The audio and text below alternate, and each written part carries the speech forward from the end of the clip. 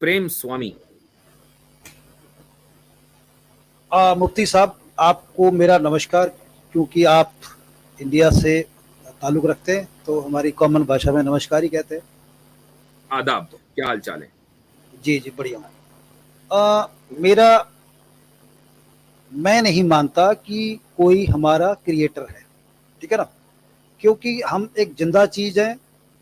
हम कोई प्रोडक्ट नहीं है। जैसे कोई मोबाइल है, उसका कोई प्रोड्यूसर होता है, मैन्युफैक्चरर होता है। हम एक जिंदा चीज़ हैं जो एक एटम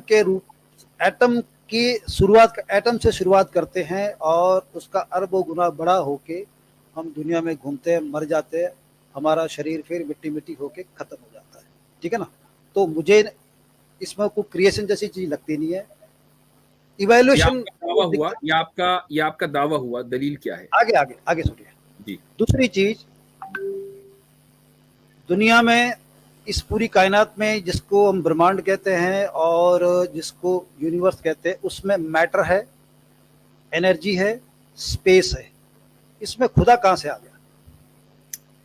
वो तो चौथी चीज होगी। पूछ रहा हूं कि आपने ये कहा कि मैं नहीं मानता कि हम लोगों को तख्लीक किया गया है, पैदा किया गया है, जो कि हम जिंदा हैं। इस पर दिखता है कुछ, दिखता ही नहीं कुछ क्रिएशन जैसा। सुन लीजिए, ये आपका मानना यानी आपका दावा है, इस पर दलील क्या है? आपके सामने है, मैटर है, एनर्जी है, स्पेस है, चौथी चीज कुछ भी नहीं है। ये मैटर और स्पेस, ये दलील नहीं है भाई, ये भी दावा ही हो गया। दलील क्या है? मैं पूछ, आप दलील समझते हैं? दलील किसे?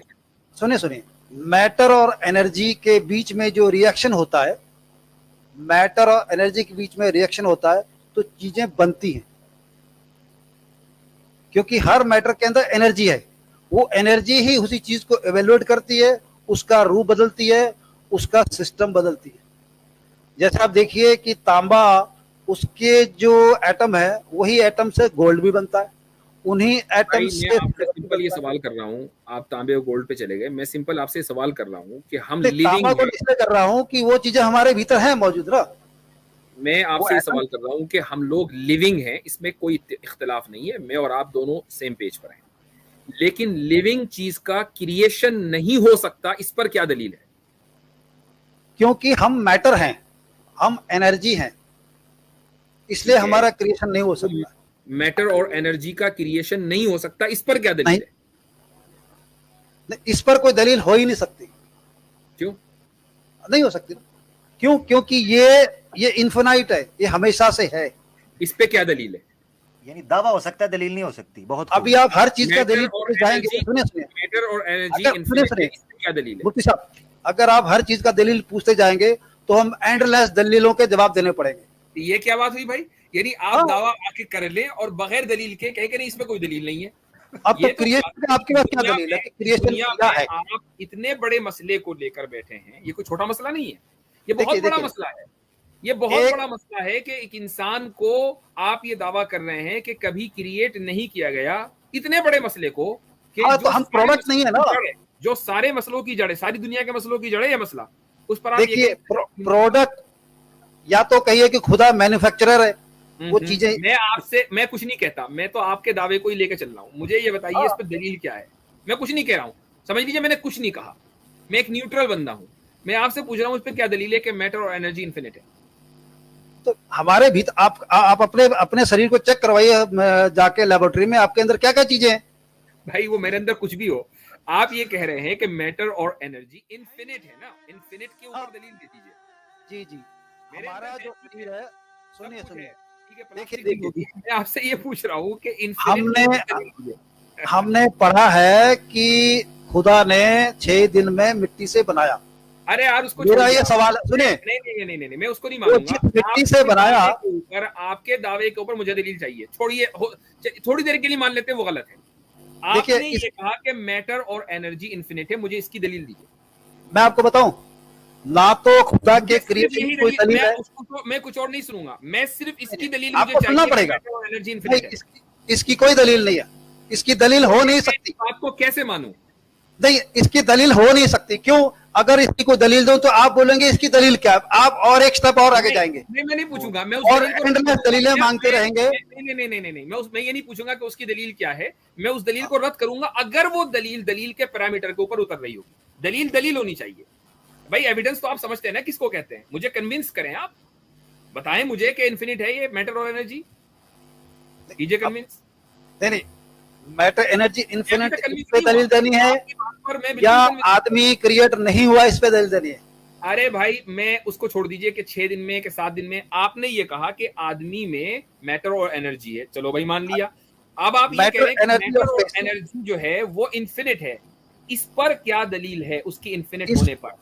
इस पर कोई दलील नहीं हो सकती, ये इम्पॉसिबल दलील नहीं हो सकती। तो आपका दावा ही है, बगैर दलील के दावा काबिल कबूल नहीं तो है। आप दलील दीजिए कि ये इन्फिनिट नहीं है। मैं दलील, आप ये मान रहे हैं कि इन्फिनिट नहीं है ये, ठीक है, मैं भी दलील दूंगा। आप ये मान रहे हैं कि अभी तक आप बगैर दलील बात कर रहे हैं? नहीं, देखिए हर चीज की दलील नहीं होती ना। आप बगैर दलील बात कर रहे हैं मुफ्ती साहब, जो चीज इन्फिनिट होती है उसकी दलील नहीं हो सकती। क्यों नहीं हो सकती? नहीं हो सकती। ये उसूल कहां से निकला? ये उसूल की बात नहीं है। देखिए, जो चीज इन्फिनिट है उसकी फिर इन्फिनिट नहीं रहती ना, अगर दलील हो गई तो। आपको डोमिनो इफेक्ट पता है?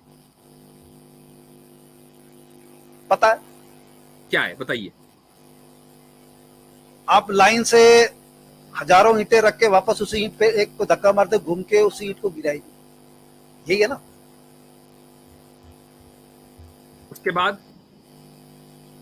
उसके बाद क्या? पूरा बताएं मुझे।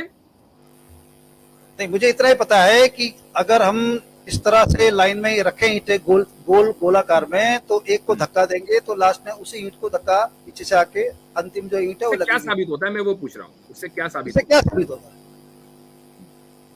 जो एक ईंट की एनर्जी है वो दूसरी ईंट में चली जाती है। देखिए, मैं आपको एक वीडियो दिखाता हूँ, दूसरी ईंट की एनर्जी तीसरे में चली जाती है। रुक जाइए, मैं आपको एक नहीं, अरे सुनिए तो, नहीं, एक्सप्लेन मत कीजिए आप। मैं आपको डोमिनो इफेक्ट की मैटर एनर्जी जो है नहीं है। आपने मुझसे दलील मांगी, मैं दलील दे रहा हूँ ना। स्वामी जी सुन तो लीजिए, एक मिनट सुन लीजिए, वीडियो देख लीजिए। दूसरा यह है कि आपके माइक से शोर आ रहा है, थोड़ी देर के लिए म्यूट कर रहा हूँ, वीडियो देख लें जरा। वीडियो देखें जरा, 1 मिनट।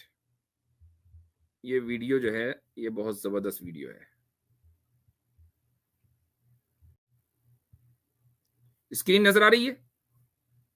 जी अब आ रही है जी। अच्छा, इसको थोड़ा सा एक्सपेंड कर दें जी, जबरदस्त। ये सुने भाई। Did you know what you just saw? It is called the domino effect. Assalamu alaikum. Did you notice that for the last domino to fall, the second last had to fall, and for the second last to fall, the third last has to fall, and for the third last to fall, the fourth last has to fall, and for all to fall, the first one has to fall. Now consider these moments of time. For this moment to come, the last moment has to be over. And for the last moment to come, the previous moment has to be over. And for all of these moments to come, the first moment has to be there. Suppose if we have infinite dominoes, there will not be any first domino and there will not be any last domino. Likewise, if we have infinite moments, there will not be any first moment, and as a result, there will not be any current moment. One more thing.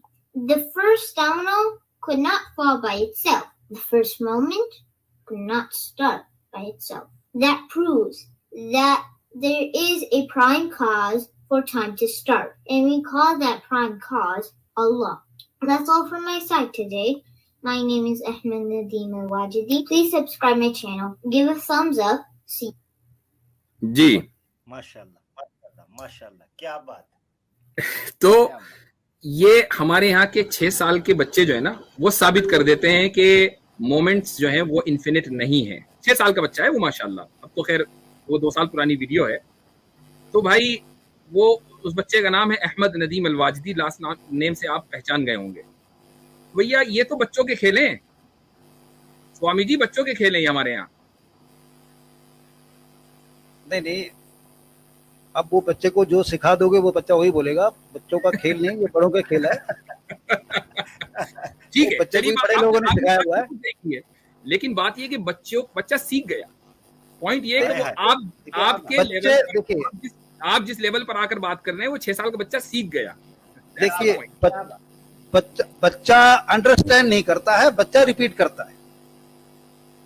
चले वो आपकी बच्चे का कहना understand नहीं होता, वो उसका रिपीटेशन होता है जो उसको बोला गया। फ्रस्ट्रेटेड रिप्लाई होगा, the point is he is able to make his audience understand what he is saying. Mufti ji, आपने अभी तक नहीं मुझे बताया कि मैटर और एनर्जी इन्फिनिट नहीं है, इसकी दलील बताइए। भाई उसकी वीडियो आपको दिखा दी, उसका जवाब दे दीजिए, वही है, वही हमारा आर्ग्यूमेंट है। नहीं, आप बताइए ना, वो दलील आप बताइए, आपके शब्दों में सुनना चाहता हूँ मैं। आप मेरे बेटे की दलील है ना वो, आप उसका जवाब दे दीजिए। बच्चे की दलील का जवाब दे दीजिए, उसको छोड़िए। मेरी दलील का जवाब दे दीजिए, आप बच्चे की दलील का जवाब दे दीजिए। नहीं, मैं आपसे ऐसे करते हैं स्वामी जी, ऐसे करते हैं जिस तरह आपके इनफाइनाइट टाइम की और उस एनर्जी के उस टाइम की दलील कोई नहीं है ना, आप कहते हैं बगैर दलील के, आप यही समझ लें कि फाइनाइट की भी दलील कोई नहीं है। चलें आप पंगा डाल के बैठ जाएं। ऐसा है मैटर और सुनिए, मैटर और एनर्जी इनफिनाइट है, इसलिए उसकी दलील नहीं है। तो बस हम कह रहे हैं फाइनाइट है इसलिए उसकी दलील नहीं। अब सिंह फंसा के बैठ जाएं 2 घंटे। नहीं मसला कैसे हल करेंगे? आप कहते हैं कि यूनिवर्स की शुरुआत हुई है, आप ये कहते हो ना? हाँ, हम कहते हैं जी। हाँ, तो शुरुआत के लिए चीज चाहिए, वो चीज कहाँ से आई? नहीं, कोई दलील नहीं है, बस मर्जी हमारी। तो वही तो मर्जी पे चल रहा है ना, तो कोई दलील है तो आप पे चल रहा है। तो मैं ये अब आपका जवाब मिल गया मुझे। आपको अपनी मर्जी पे चलने का हक है और हमें ना हो, ये तो गलत बात है। आमिर साहब, आपका जवाब मिल गया मुझे कि आप ये आपका सिर्फ मानना है, सच आपको नहीं पता। बहुत शुक्रिया आपसे ज्यादा। अच्छा, कैसर भाई जो है वो आना चाह रहे हैं, कैसर भाई को ले भाई। ठीक है कैसर भाई, जल्दी से। जी कैसर भाई, खैरियत से हैं? अहलन व सहलन। जी अल्लाह का शुक्र जी, बिल्कुल ठीक ठाक। ये क्या स्वामी जी उसे में आए हुए थे कि मैटर और एनर्जी जो है ये इन्फिनिट कर दिया उन्होंने। अच्छा, हमने जो है बच्चे की वीडियो चला दी तो उसका जवाब नहीं दे रहे हैं, बताइए। सिंपल से ना जी हजरत वो फिर तरीके से सिंह ही फंसते हैं, वो फिर मेरा केस, वो सिंह मैंने फंसा लिया था, बस इतनी सी बात। देखिए, एक बड़ी सिंपल चीज़ है ना कि हम जो लैंग्वेज है इसको एब्सोल्यूट टर्म्स में यूज़ करते हैं जब, तो वहाँ से बड़े मसाइल पैदा होते हैं। अरे कल भी मेरी स्ट्रीम पे बात हो रही थी कि जो वर्चुअल पार्टिकल्स हैं, भैया हम उनको वर्चुअल पार्टिकल्स इसलिए कहते हैं कि हमारे पास और कोई लफ्ज़ ही नहीं है, क्या करें फिर? This is what we do. तो अब हमारे पास थर्मोडायनेमिक्स का जो लॉज हैं, उसका जो फर्स्ट लॉ है वो बिल्कुल यही कहता है कि मैटर को क्रिएट नहीं किया जा सकता। That's fair enough. लेकिन वो इसलिए कि वो हमारी ह्यूमन कैपेबिलिटी और ह्यूमन नॉलेज की एक हद है कि हम ये कहते हैं वो नहीं किया जा सकता। हालांकि प्योर अगर आप लॉजिकल बेसिस पे सोचें तो हर वो चीज़ जो किसी ना किसी लॉ पे ऑपरेट करती है, ये नेसेसरी है कि वो लॉ उस चीज़ की एग्जिस्टेंस से पहले बनाया गया हो, क्योंकि अगर लॉ बाद में बनाया गया है तो फिर तो बेसिकली लॉजिकली ये पॉसिबल ही नहीं है ना। तो अगर ये लॉ है कि मैटर अपनी फॉर्म चेंज करके एनर्जी में और एनर्जी अपनी फॉर्म करके कंडेंस होकर मैटर में चली जाएगी, तो इसका मतलब ये है कि ये कानून उस वक्त बना जब मैटर का वजूद नहीं था। It necessarily requires it. ये नहीं हो सकता कि मैटर बन गया और मैटर ने बनने के बाद फिर फैसला किया कि मेरे अंदर ये कानून होना चाहिए कि मैं अपनी फॉर्म चेंज करके एनर्जी बन सकता हूँ, मैं डिस्ट्रॉय नहीं हो सकता, वगैरह वगैरह वगैरह। तो अगर ये कानून पहले से मौजूद था तो इसका मतलब है कि एट सम पॉइंट मैटर फिर वजूद में आया और वही उसका स्टार्टिंग पॉइंट है। हमें नहीं पता तो हमने थर्मोडायनेमिक्स के लॉ पे ये लेबल अप्लाई किया। दैट इज नॉट टू से कि जो हमारी इनकेपेबिलिटी है वही खालिकुल आलमीन की भी इनकेपेबिलिटी होगी। सो ये थोड़ी सी अभी हमें चीजें अपनी अपडेट करने की जरूरत है, बट होपफुली वन डे समझ आ जाएंगी हमें। जी हाँ, बहुत जबरदस्त। आउटडेटेड डाटा था इनका। ये तो इमाम गजाली के जमाने में कदीम आलम की बहसें चला करती थी, ये तो अब आ गए। नहीं आमिर भाई, असल में मसला ये है कि ये हिंदुइज्म की बुनियाद है। हिंदुइज्म में जो ये जो यूनिवर्स है ये कदीम यानी इटर्नल है, इसकी कोई शुरुआत नहीं है।